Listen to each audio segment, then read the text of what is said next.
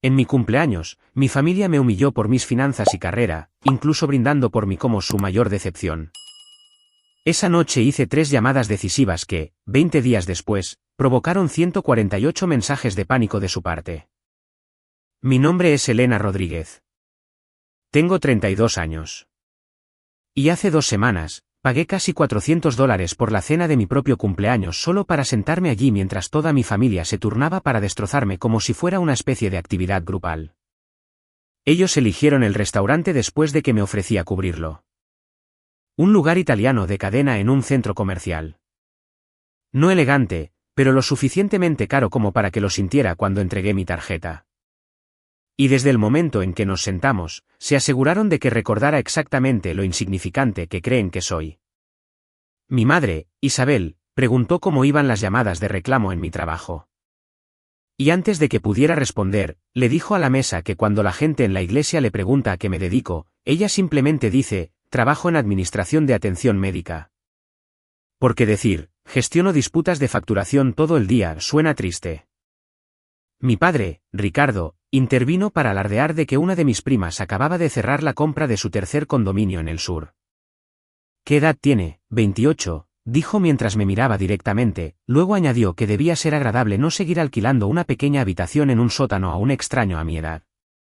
Mi hermano, Daniel, bromeó diciendo que al menos no tengo que mantener una casa entera porque ni siquiera puedo mantener una cuenta de ahorros activa.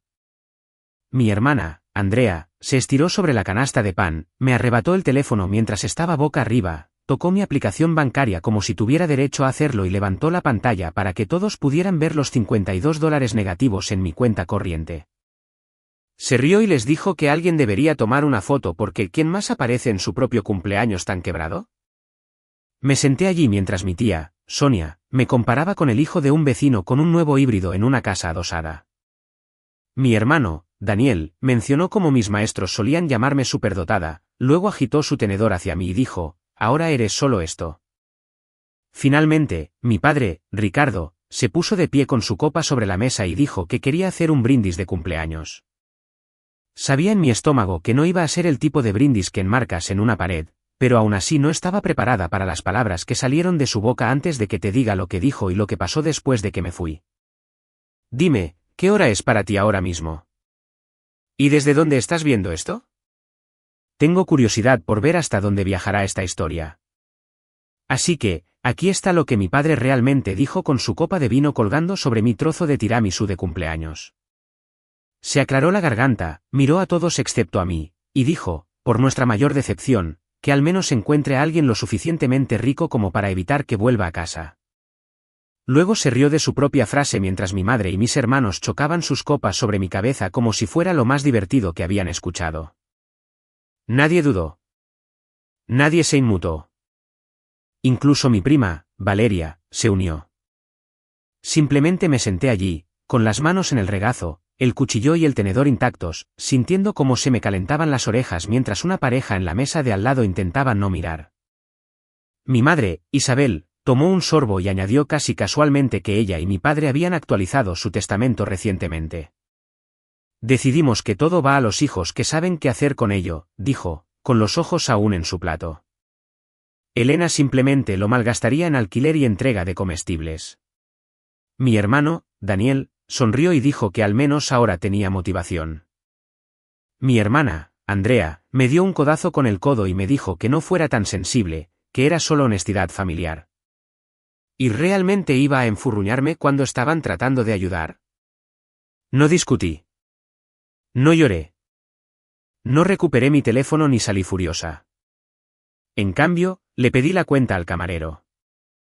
Cuando llegó la pequeña carpeta negra, mi padre se palpó los bolsillos como si fuera a sacar la cartera, luego dejó caer la mano y dijo, tú te encargas, ¿verdad, cumpleañera? El total con impuestos y propina era de poco más de $400. Mi tarjeta pasó solo porque era de crédito, no la cuenta corriente vacía que acababan de pasar como un proyecto de grupo. Afuera, en el frío estacionamiento, todos de repente volvieron a la normalidad. Mi madre me abrazó y me dijo que me vería para las cosas de Navidad. Mi hermano me dio una palmada en el hombro.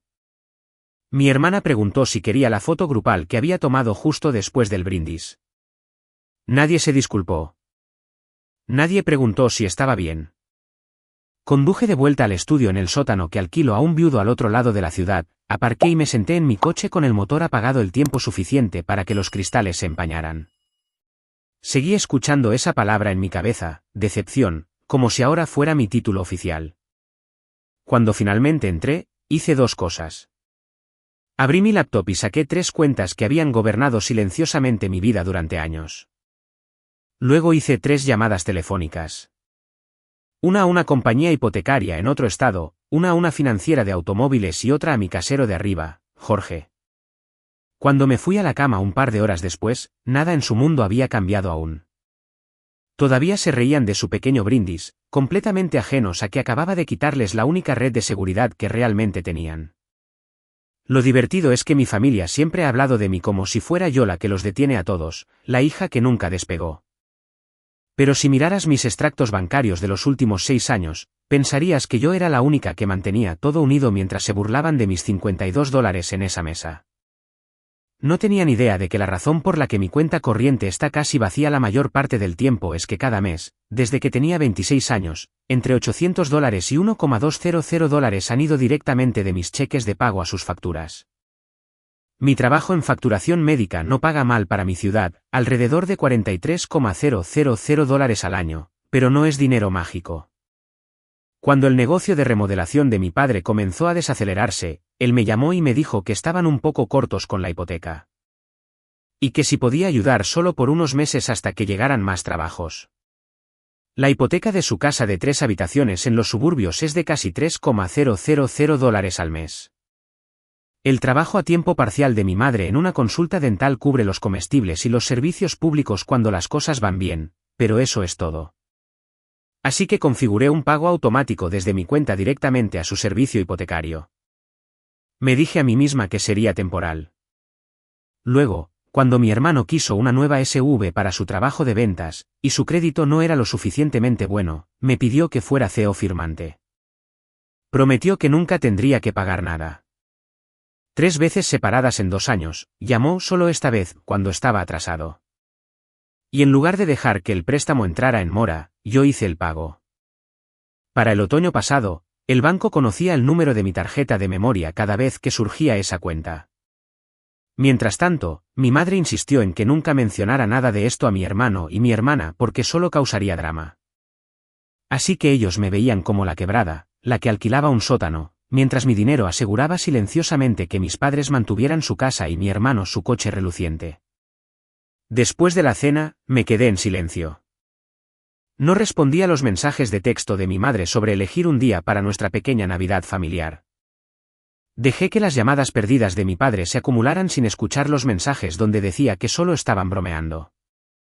Mi hermana me envió capturas de pantalla de esa noche. La que tenía el saldo de mi banco rodeado en rojo como si fuera una especie de meme. Mi pulgar se cernió sobre el botón de respuesta más de una vez, pero no les di nada. En el trabajo, mantuve mis auriculares puestos, procesé reclamos e ignoré el teléfono que vibraba boca abajo en mi cajón. El día 10, después de la cena, mi madre me envió un mensaje largo sobre cómo estaba preocupada porque me estaba distanciando y cómo la familia no debería dejar que los malentendidos se enquistaran. No mencionó el brindis ni el testamento ni el hecho de que se habían reído mientras me llamaba un desperdicio de una herencia. El día 15, mi padre dejó un mensaje de voz diciendo que tenían algo importante sobre la casa de lo que necesitaban hablar. Pero aún así nadie dijo la palabra lo siento. Luego, 20 días después de esa cena, me senté en mi hora de almuerzo, finalmente conté y me di cuenta de que entre mis padres, mi hermano, mi hermana, mi tía y mi prima, me habían enviado 148 mensajes en todos los canales posibles: texto, mensaje de voz, redes sociales, correo electrónico. Todos exigiendo saber por qué los ignoraba, preguntando qué había hecho, advirtiéndome sobre las consecuencias. Estaban en espiral, y aún no conocían el simple hecho que subyacía a todo. La única razón por la que su vida no se había desmoronado años atrás estaba sentada en un cubículo beige con una credencial de autorización alrededor del cuello. Esforzándose mucho por no vomitar por la mezcla de ira y alivio. Cada vez que otro "llámame ahora" zumbaba y quedaba sin respuesta. Cuando el calendario llegó al primero del mes después de mi cumpleaños, las 3 llamadas que había hecho desde mi sótano esa noche finalmente aparecieron en su mundo. El pago automático que había estado enviando a la hipoteca de mis padres durante 6 años seguidos no se realizó porque lo había cancelado. Y en lugar de cubrir silenciosamente la brecha como siempre lo hacía, el banco intentó cargar de la cuenta casi vacía de mi padre, la puso en números rojos y envió una carta de advertencia. Mi madre me inundó el teléfono con mensajes de texto esa mañana diciendo que algo andaba mal con nuestro pago automático, como si les perteneciera, preguntando si el banco se había equivocado. Mi padre, que normalmente odia tratar con cualquier tipo de línea de servicio al cliente, dejó un mensaje de voz gruñendo sobre estos prestamistas jugando. Yo sabía exactamente lo que había pasado. Había estado esperando al teléfono con esa compañía hipotecaria mientras el camarero del restaurante envolvía mi plato principal sin comer. Escuché a la representante confirmar mi nombre y los últimos 4 dígitos de la cuenta que había estado pagando, luego le pedí que eliminara mi tarjeta y cancelara el cargo. Parecía casi sorprendida de que fuera yo quien pagaba, no los propietarios del préstamo, y me recordó cortésmente que sin otro método registrado, la próxima fecha de vencimiento no se cumpliría. Le di las gracias, colgué y pasé a la financiera de automóviles. El día 7 del mes, mi padre me estaba esperando en el estacionamiento fuera de mi edificio de oficinas cuando terminó mi turno. Ya estaba oscuro, pero reconocí su camioneta aparcada torcidamente en 2 plazas. Se plantó frente a mi coche compacto antes de que pudiera arrancar y me hizo una señal para que bajara la ventanilla. «Necesitamos hablar de la casa», dijo, tratando de mantener la voz baja mientras otros empleados pasaban. Le dije que tenía un compromiso, lo cual era mentira. No tenía ningún compromiso esa noche excepto estar lejos de él. Plantó las manos en mi capó y preguntó por qué la gente de la hipoteca decía que el pago automático había sido cancelado. Le recordé que yo soy quien lo configuró y yo soy quien puede detenerlo. Su boca se abrió y se cerró 2 veces como un pez antes de que encontrara palabras. «No puedes simplemente hacer eso», dijo, «contábamos contigo». Le pregunté si recordaba lo que dijo en la cena de mi cumpleaños cuando sostuvo su copa sobre mi pastel. Resoplidos sus ojos se desviaron. Murmuró algo sobre solo darte un empujón. Puse mi coche en reversa y le dije que el banco también le había dado uno, luego retrocedí mientras él seguía gritando mi nombre. Esa noche, mi hermano Daniel finalmente ató cabos. Me llamó desde su apartamento, la voz ya elevada antes de que yo siquiera dijera hola. «¿Dejaste de pagar mi coche?», exigió. Durante los últimos 2 años, cada vez que se retrasaba, yo entraba en línea y me aseguraba de que el pago estuviera cubierto antes del día 15. Las 3 llamadas que hice después de la cena habían incluido a la financiera de automóviles, no solo para preguntar qué pasaría si dejaba de cubrirlo, sino para decirles que no autorizaría más cargos. La mujer al teléfono me había explicado que si el prestatario principal se atrasaba, la cuenta entraría en morosidad y eventualmente el vehículo sería recuperado, y que ambas puntuaciones de crédito se verían afectadas. «Nos estás arruinando a los 2 solo para demostrar un punto extraño», dijo mi hermano ahora, respirando con dificultad al teléfono. Le pregunté si recordaba a mi hermana difundiendo mi saldo bancario a toda la familia. Si recordaba reírse cuando mi madre dijo que yo malgastaría cualquier herencia, si recordaba chocar su copa cuando nuestro padre brindó por mí como una decepción. Dijo que solo estaban bromeando. Que yo estaba siendo dramática. Que la familia siempre había bromeado así. Le dije que a partir de este mes, él descubriría lo que se siente ser tratado como un adulto de verdad. Luego colgué antes de que pudiera darle la vuelta. 2 días después, de camino al trabajo, observé a través de las puertas de cristal del vestíbulo cómo una grúa enganchaba su reluciente SUV en el estacionamiento de visitas donde lo había aparcado para sorprenderme. Él estaba allí de camisa de vestir, hablando rápidamente por teléfono mientras un par de sus compañeros de trabajo observaban desde la acera. Uno de los guardias se interpuso entre nosotros cuando me acerqué, ya informado después de mi advertencia anterior de que mi familia podría aparecer. Mi hermano me vio, me señaló y gritó que esto era mi culpa. Pero yo simplemente mostré mi credencial, pasé y me senté en mi escritorio, sabiendo que por primera vez desde que había firmado mi nombre junto al suyo en ese préstamo, las consecuencias de sus elecciones finalmente estaban cayendo donde debían. La semana después de que la grúa se llevó la SUV de mi hermano, Mi vida en ese estudio en el sótano comenzó a sentirse menos como un hogar y más como una trampa que me mantenía a una distancia manejable de personas que no pensaban nada en usarme como un cajero automático que podían insultar. Así que llamé a la puerta de arriba y le dije a Jorge, mi casero, que me mudaría a mediados del mes siguiente. Llevábamos un tiempo con un acuerdo mes a mes. Él es un maestro de secundaria viudo que alquila el sótano terminado para cubrir gastos extras. Y cuando le dije que me iba por motivos de trabajo, solo me pidió que le diera una fecha firme, incluso se ofreció a escribirme una referencia para futuros caseros. Volví abajo y pagué 3 semanas en un hotel de estancia prolongada al otro lado de la ciudad usando parte del dinero que había guardado en una cuenta de ahorros en línea que mi familia no sabía que existía. Casi $19,000 acumulados lentamente durante 3 años viviendo con poco mientras les enviaba la mayor parte de lo que ganaba. La mudanza en sí fue rápida. Todo lo que poseo cabe en la parte trasera de mi pequeño coche, 2 maletas, algunos contenedores de plástico, una estantería de segunda mano. Dejé una lámpara para el próximo inquilino. Para cuando mi madre se dio cuenta de que me había ido, fue porque había conducido hasta allí para preguntarme en persona por qué su compañía hipotecaria ahora estaba cobrando recargos por mora.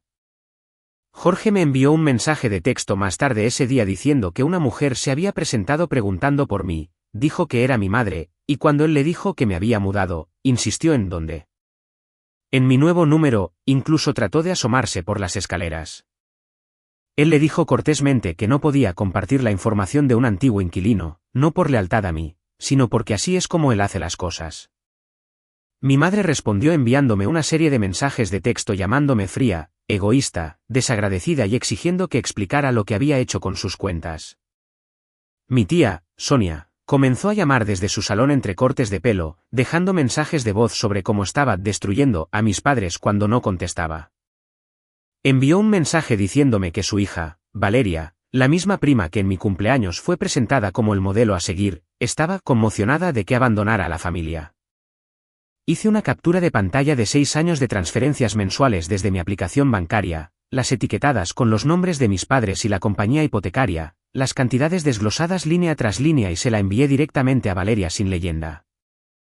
1 hora después, ella me respondió, «¿Esto es real?». Le dije que le preguntara a su madre y a la mía. Mi hermana, Andrea, finalmente me encontró en persona en un supermercado cerca de mi oficina. Había aparcado lejos de mi edificio para evitar a mi padre. Pero cuando fui a coger un cartón de huevos, oí mi nombre y me giré para verla con una cesta de la compra y ojeras. «Necesitamos hablar», dijo, bloqueando mi carrito con el suyo. Intenté esquivarla. Ella me siguió. «¿Tienes idea de lo que le estás haciendo a mamá?», dijo. «No está durmiendo. Papá se ve enfermo. Podrían perder la casa».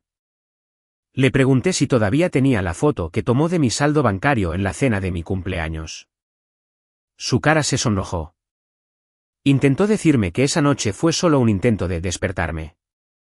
Saqué mi teléfono, abrí mi historial de transacciones y lo sostuve donde solo ella pudiera ver. Años de transferencias regulares, todas esas cantidades de 3 y 4 cifras por las que nunca se había molestado en preguntar.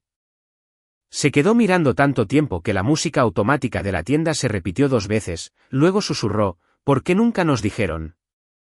Le dije que fuera a casa y preguntara, que mirara todas las cosas nuevas que nuestros padres habían comprado en los últimos años y entendiera de qué cheque de pago se había pagado realmente. No me siguió hasta la caja. Más tarde esa noche, mi madre llamó gritando que no tenía derecho a contarles a mis hermanos sobre acuerdos financieros privados, que los estaba poniendo en su contra.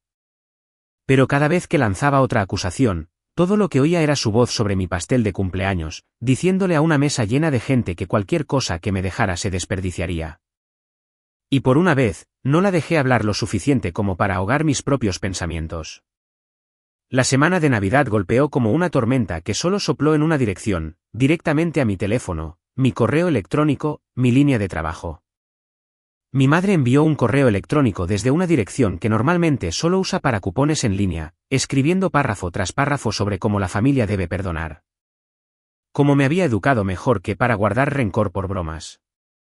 Como mi padre estaba sentado en la mesa de la cocina hasta altas horas de la noche revisando facturas y murmurando para sí mismo. Como el banco había iniciado un proceso que podría terminar con ellos perdiendo todo por lo que habían trabajado. Mi padre me envió un mensaje de texto diciendo que sabía que se había excedido en la cena, culpó al vino y al estrés, y afirmó que no había querido decir lo que dijo cuando me llamó decepción. Pero su versión de una disculpa se deslizó inmediatamente en recordatorios de que, sabes, te necesitamos ahora mismo. Mi hermano Daniel intentó aparecer de nuevo fuera de mi oficina el 26 de diciembre. Esta vez, la seguridad no esperó a que yo preguntara. Salieron a la acera donde él estaba paseando al teléfono y le dijeron que no podía merodear cuando él me señaló a través del cristal y dijo, «Esa es mi hermana». Se interpusieron entre nosotros de todos modos. Más tarde, me envió un mensaje de texto diciendo que ir a mi trabajo era la única forma de hacerme enfrentar lo que estaba haciendo. Dijo que si los iba a abandonar, al menos debería escuchar en persona. Ya le había dicho a mi supervisora que algunos problemas personales podrían derramarse en el estacionamiento, y ella me había dicho en voz baja que, mientras yo hiciera mi trabajo, ellos me apoyarían. En medio de todo esto, mi compañera de trabajo, Jazmín, deslizó una taza de viaje de café en mi escritorio una mañana y preguntó, sin ser entrometida, cómo me las arreglaba. Le conté más de lo que había planeado sobre la cena, sobre el dinero, sobre las llamadas que había hecho después. Ella no me dijo que estaba exagerando. No sugirió que me sentara a hablar con personas que acababan de humillarme. Me hizo una pregunta diferente, si no fueran parientes tuyos, ¿tolerarías esto alguna vez? Cuando dije que no, me habló de un puesto completamente remoto que una amiga suya había mencionado en una empresa de tecnología en otro estado. Mejor salario, más oportunidades de ascenso. Me envió la oferta y se sentó conmigo durante mi hora de almuerzo mientras reescribía mi currículum. Durante la semana siguiente, intercalada entre mensajes enojados sobre avisos de ejecución hipotecaria y chantaje emocional sobre arruinar la Navidad. Tuve 3 entrevistas por vídeo desde el pequeño escritorio de mi habitación de hotel, mi laptop apoyada en una pila de menús para llevar. Mientras mi familia encendía su árbol sin mí por primera vez, yo respondía preguntas sobre códigos de denegación y gestión de flujos de trabajo con una estantería neutral de fondo. Cuando mi tía, Sonia, llamó en Nochebuena para decir que estaba avergonzada de mí, me dijo que tenía tanto potencial y lo había desperdiciado para contestar teléfonos en un cubículo. Casi me reí, no porque fuera gracioso, sino porque ella seguía repitiendo el mismo guión sobre mi promesa desperdiciada, incluso cuando el resultado de esa promesa, mi carrera estable, aunque poco impresionante. Era la única razón por la que su hermana había permanecido en una casa que ahora parecía construida sobre mi espalda. Le dije con calma que en 6 años había enviado más de $70,000 a mis padres, que la SV embargada de mi hermano tenía mi nombre en la documentación, que cada vez que mi madre mostraba una nueva tableta o mi padre se jactaba de su viaje a Florida, era mi tarjeta la que había liberado su efectivo. Hubo un largo silencio. Luego dijo, nunca lo dijeron así, como si eso excusara algo. Esa noche, mientras las delgadas cortinas del hotel dejaban escapar reflejos de colores de las decoraciones de otra persona afuera, abrí un correo electrónico con el asunto oferta. Y por primera vez, leí una cifra que realmente coincidía con la cantidad de energía que había estado dedicando al trabajo durante años. La carta de oferta tenía fecha del 9 de enero. El salario base era de $72,000 al año, completamente remoto, con sede en el oeste en una ciudad que solo había visto en televisión. Respiré hondo, la firmé electrónicamente y me quedé mirando la pantalla de confirmación hasta que mi teléfono se encendió de nuevo con el nombre de mi hermano. No reconocí el número porque había pedido prestado el de otra persona. Necesitamos sentarnos y arreglar esto, dijo antes de que yo pudiera saludar, su voz tensa. ¿La casa? Mamá, papá, esto ha ido demasiado lejos. Le pregunté qué pensaba él exactamente que debía arreglar. Dijo que yo estaba siendo obstinada, aferrándome a una mala noche y usándola como excusa para abandonar mis responsabilidades. Le recordé que mis responsabilidades nunca me habían pertenecido realmente. Que nadie tenía derecho a mi sueldo, especialmente personas que se habían alineado para burlarse de mí por tener tan poco dinero. Cuando empezó a enumerar todas las formas en que nuestros padres siempre habían estado ahí para nosotros, le pregunté si alguna de esas intervenciones había incluido tratarme con el respeto básico en público. No respondió. Simplemente volvió una y otra vez al mismo punto de que la familia se estaba desmoronando y que yo lo estaba permitiendo. Le dije que había aceptado un nuevo trabajo y que me mudaría a unos cuantos estados de distancia antes de fin de mes. Exigió saber dónde, dijo que merecían al menos saber cómo localizarme. Dije con calma que el objetivo de mudarme era que ya no pudieran aparecer en mi trabajo o en mi puerta. Me llamó desalmada. Le pregunté si creía que levantar mi teléfono durante la cena para mostrar a todos mi descubierto era amable. Y por una vez, no tuvo una respuesta ingeniosa. El último intento real de mi madre llegó al día siguiente. Me llamó. Y cuando dejé que la llamada fuera al buzón de voz, siguió con un mensaje de texto diciendo que había terminado de suplicar. Que si no le devolvía la llamada ese día, ya no sería su hija. Como si no hubiera oído ya ese veredicto en cada palabra que pronunció sobre mi pastel. Mi padre intentó un mensaje más empapado de culpa sobre cómo había estado bajo presión cuando dijo lo que dijo, que perder la casa lo destrozaría. Pensé en todas las noches en que mi propio pecho se había apretado después de enviarles dinero que necesitaba para mi propio alquiler. Como nadie había considerado nunca que ese estrés valiera la pena mencionarlo. Luego abrí la configuración de mi teléfono y bloqueé todos sus números, junto con los de mi tía, mi prima, incluso los de mis hermanos. Los bloqueé en las redes sociales, marqué sus correos electrónicos para que fueran directamente a un filtro que nunca abriré. 2 meses después de haber desempacado en un modesto pero limpio apartamento de una habitación en una ciudad soleada donde nadie conoce mi apellido, una conocida mutua de mi ciudad natal me envió un mensaje corto. El lugar de tus padres está listado en un sitio de subastas. El banco se había movido más rápido de lo que incluso yo esperaba sin más pagos secretos para ocultar las brechas. Los atrasos se acumularon.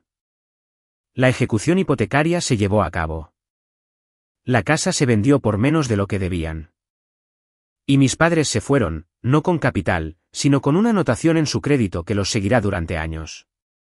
Mi hermano Daniel, ya afectado por la recuperación de su SUV, encontró propietarios reacios a alquilarle sin depósitos adicionales. Mi hermana Andrea agotó sus pequeños ahorros tratando de mantener a nuestros padres en un alquiler medianamente decente. Luego se dio cuenta de que ella tampoco podía mantenerlos. Los clientes del salón de mi tía Sonia que habían oído durante años sobre su exitoso sobrino y la hija con 3 propiedades en el sur ahora escuchaban historias diferentes susurradas bajo los secadores de pelo sobre una pareja que dejó que un hijo financiara su estilo de vida mientras la llamaban. Un desperdicio de potencial. Cuando pienso en ellos ahora, imagino una casa con las luces apagadas y una caja de seguridad en la puerta. Un lugar que durante décadas fue el símbolo de todo lo que les enorgullecía, reducido a una línea en la hoja de inversiones de otra persona. Y me pregunto la pregunta que ojalá alguien me hubiera hecho hace años: ¿qué le debes a la gente que solo amaba la versión de ti que los mantenía cómodos? No siento triunfo de que hayan perdido tanto, pero sí siento algo que nunca me dieron. Paz. Pasaron años diciéndome que yo era su mayor decepción. Resulta que la verdadera vergüenza fue lo rápido que su mundo se derrumbó una vez que la decepción finalmente se eligió a sí misma. Dijo que el banco inició un proceso de ejecución hipotecaria. ¿Es eso real? Confirmé que estaban atrasados y que el banco probablemente había enviado un aviso después de 30 días de mora. Ella respondió: les está diciendo a todos que los tomaste por sorpresa. Le pregunté si mi madre también había dicho a todos que yo había estado cubriendo su hipoteca durante años. Ella envió 3 puntos y luego no, ella como que omitió esa parte. Alrededor de esa misma semana, mi hermano Daniel apareció de nuevo en el almacén. Esta vez, la seguridad lo detuvo antes de que pudiera llegar a la puerta principal porque el gerente había reportado su escena anterior en el estacionamiento. Me envió un mensaje de texto después llamándome patética por involucrar a la seguridad, insinuando que proteger los límites de mi lugar de trabajo era de alguna manera una traición. Mi hermana Andrea, que había estado en silencio desde nuestra confrontación en el estacionamiento, finalmente se puso en contacto de nuevo, esta vez con un tono más sobrio, preguntándome si me reuniría con ella en una cafetería cerca del centro comercial. Acepté, más por curiosidad sobre qué versión de la historia estaban contando mis padres ahora que por otra cosa. Apareció con un aspecto agotado, pidió una bebida con las manos temblorosas y dijo: van a perder la casa. Recibieron otra carta. Oí a papá hablar de quizás declararse en bancarrota. Siguen diciendo, si solo los perdonaras y volvieras a cómo estaban las cosas, podrían arreglarlo. Le pregunté si realmente creía que la solución a años de ser irrespetada era que yo reanudara silenciosamente el envío de mi sueldo a las mismas personas que se habían burlado de mí con esa captura de pantalla de saldo negativo. Ella no respondió directamente, solo dijo, no sé qué más hacer. Y esa era la cuestión. Nunca se habían planteado siquiera ajustar sus propios gastos, vender cosas, reducir el tamaño, pedir a los hijos de los que estaban orgullosos que dieran un paso al frente. En sus mentes, la única solución aceptable era reconstruir el mismo conducto invisible de mi cuenta a la suya. La entrevista que había estado esperando se convirtió en una oferta una semana después. Un puesto remoto de operaciones de cliente para una empresa de software con sede en el oeste que pagaba casi el doble de lo que ganaba en el almacén. Se sintió como si alguien hubiera abierto una ventana en una habitación cargada. Acepté, di mi preaviso de 2 semanas y empecé a buscar apartamentos no solo al otro lado de la ciudad, sino a través de las fronteras estatales. Si mi familia podía aparecer en mi trabajo y en mi puerta en una ciudad, me di cuenta de que el único límite real que se mantendría sería una distancia que no pudieran recorrer fácilmente en coche. Así que marqué una ciudad en el mapa donde no conocía a nadie, donde mis padres no tenían primos ni viejos amigos, y comencé a planificar una mudanza de la que no se enterarían hasta que ya me hubiera ido. Cuando llegó el año nuevo, las consecuencias de las que mi familia había estado huyendo durante años finalmente los habían alcanzado y los estaban superando. Mis padres recibieron una notificación formal de su banco a principios de enero, dándoles un cronograma claro para la ejecución hipotecaria. Estaban oficialmente en mora. Los cargos por mora y las penalizaciones se habían acumulado tanto que ya no había forma de fingir que era un revés menor. Sus tarjetas de crédito, que habían usado como una segunda fuente de ingresos desde que tengo memoria, estaban al máximo y varias habían sido cerradas. El pequeño negocio de construcción de mi padre, que había estado cojeando durante años a base de boca a boca y trabajos bajo la mesa, perdió a su último gran cliente cuando tuvo que admitir que no podía adelantar el costo de los materiales. El trabajo a tiempo parcial de mi madre en una consulta dental apenas cubría los comestibles. Daniel tomaba viajes compartidos hasta el concesionario porque su camioneta, la que yo había firmado, estaba en un lote a 40 millas de distancia con una brillante pegatina de subasta naranja en el parabrisas. Su puntuación crediticia había bajado tanto por la recuperación que incluso alquilar un apartamento por su cuenta iba a ser una batalla. Andrea estaba atrapada haciendo de chofer cuando no estaba en el trabajo, haciendo malabarismos con sus propias facturas y la constante presión de mis padres para poner esto en tu tarjeta para que pudieran cubrir el déficit. Mi tía Sonia, después de ver las transferencias con sus propios ojos y darse cuenta de cuánto había invertido en esa casa durante 6 años, se retiró discretamente de ser su mayor defensora, dejó de atender algunas de las llamadas de mi madre, lo que solo la puso más frenética. En medio de todo eso, yo estaba empacando cajas de cartón en mi habitación de hotel, etiquetándolas con el nombre de una ciudad que ninguno de ellos sabía que había elegido. Firmando un contrato de arrendamiento por correo electrónico para un modesto apartamento de una habitación en un suburbio de Phoenix que encajaba cómodamente dentro del presupuesto de mi nuevo trabajo remoto. Empecé ese trabajo a principios de febrero, todavía viviendo de maletas y contenedores de plástico, aprendiendo nuevo software y conociendo compañeros de trabajo por videollamada, ninguno de los cuales había oído los nombres de mis padres. A ninguno le importaba que mi prima fuera propietaria o que mi hermano soliera conducir una bonita camioneta. En ese nuevo espacio, sus voces finalmente estaban en silencio. Una semana antes de mi fecha de mudanza, mi padre hizo un último intento, enviando un mensaje de texto desde un número que no reconocí porque había bloqueado el principal, escribiendo, sabemos que nos equivocamos en la cena. Fuimos demasiado lejos, pero sigues siendo nuestra hija. Necesitamos sentarnos y hacer un plan. No podemos hacer esto sin ti. Las palabras no podemos hacer esto sin ti me dijeron todo lo que necesitaba saber sobre cómo me seguía viendo. No como una persona con su propia vida, sino como una red de seguridad andante que se había atrevido a hacerse a un lado. Mi madre envió un largo correo electrónico hablando de cómo toda su vida estaba en esa casa. Como ningún padre debería preocuparse por quedarse sin hogar, como no podía dormir sabiendo que extraños podrían caminar por su cocina en una jornada de puertas abiertas algún día. Nunca reconoció que yo ya había estado a un cheque de sueldo de no pagar mi propio alquiler durante años por culpa de ellos. Que me había quedado despierta en un ático más noches de las que podía contar, preguntándome cómo iba a hacer que un presupuesto de comestibles de $20 durara 2 semanas porque había accedido a enviarles $900 en lugar de 6. Leí esos mensajes una vez y luego los archivé en una carpeta que nombré Evidencia, en caso de que alguna vez intentaran reescribir la historia.